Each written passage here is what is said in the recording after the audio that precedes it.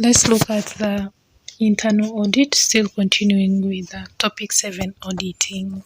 So something internal is something within. So the definition of internal audit is according to International Standards of Auditing 610, using the work of internal auditors, defines internal audit as a function that performs assurance and consulting activities designed to evaluate and then improve the effectiveness of the entity's governance, risk management, and then internal control processes.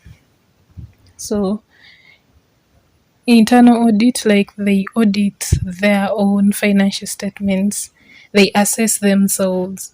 So, its main aim is to evaluate and improve the entity's governance, then risk management, like how risks are identified and then managed, then the internal control processes.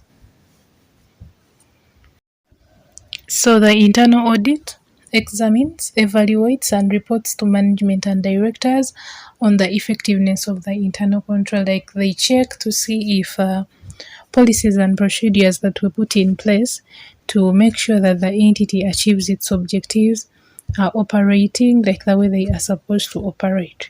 And if not, they find out why and then make recommendations.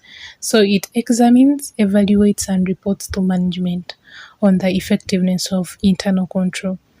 Then it is an important control function in an entity, and it is a key element to effective good corporate governance. It helps the entity to know where they are not performing well and then try to improve. So it is an important control function in an entity.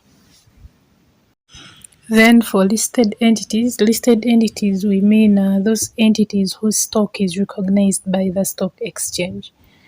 So for listed entities and then public interest and public sector entities, they must have an internal audit.